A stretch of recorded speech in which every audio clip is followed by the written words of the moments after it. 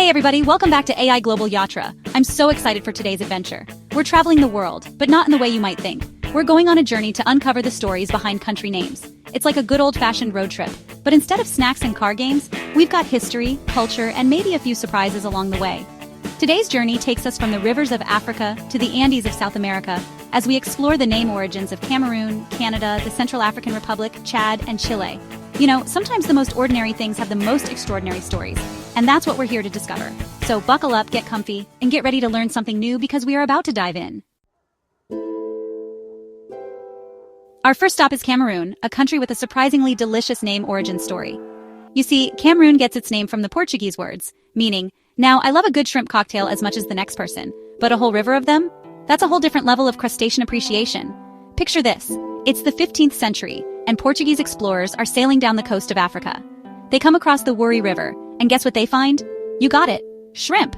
And not just a few shrimp, we're talking an abundance of shrimp. So many shrimp, in fact, that they decided to name the whole river after them.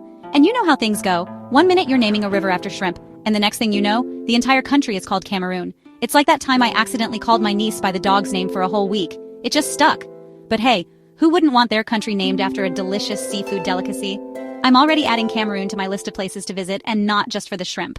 Although I'm sure I'll be having my fair share of those too. Next up, we're heading north to Canada, a country that's practically synonymous with politeness and maple syrup.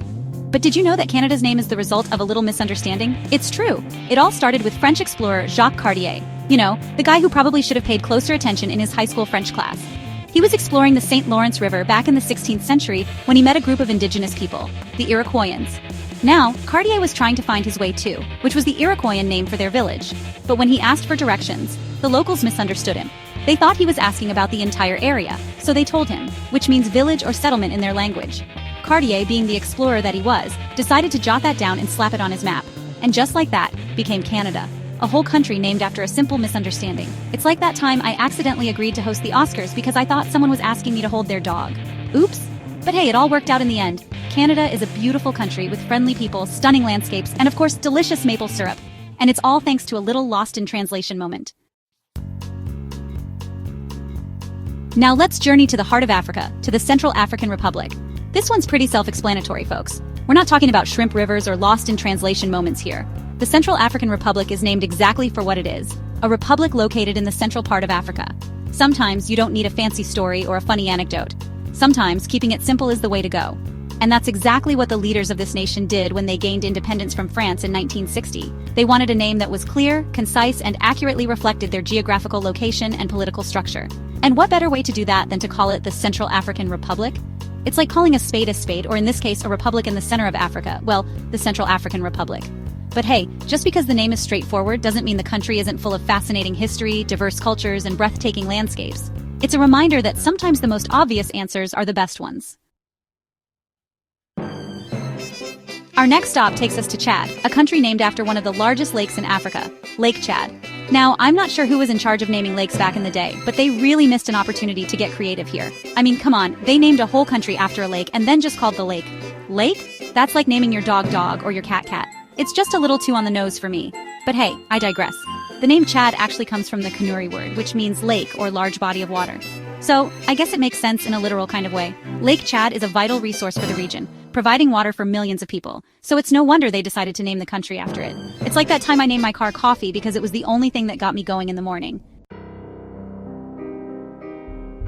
And finally, we arrive in Chile, a country that stretches like a ribbon along the western edge of South America. Now, Chile's name origin story is a bit of a mystery, with several theories swirling around like a plate of spicy empanadas. Some say it comes from the indigenous Mapuche word, meaning where the land ends. And when you look at Chile's long, narrow shape, it does kind of look like the land just decided to call it a day and stop right there. Others believe the name comes from the Aymara word for cold. And let me tell you, those Andes mountains can get pretty chilly, so that theory definitely holds some weight. There's even a theory that Chile was named after a valley or a local chief, but those stories are about as clear as a glass of Chilean wine after you've had a few sips. But hey, that's part of what makes Chile so intriguing. It's a country full of mystery, beauty, and a whole lot of heart. And whether you believe it was named after the end of the land, the chilly weather, or a long-lost chief, there's no denying that Chile is a pretty cool place to be. Well, that's all the time we have for today's adventure. We've traveled from shrimp-filled rivers to icy coastlines, all in search of the stories behind country names. And you know what? I learned something new today. I learned that sometimes the most unexpected places have the most fascinating stories to tell. From shrimp rivers to icy coastlines, country names are full of surprises. Join us next time as we uncover the names of China, Colombia, Comoros, the Republic of the Congo, and the Democratic Republic of the Congo. Like, subscribe and keep exploring, right here on AI Global Yatra.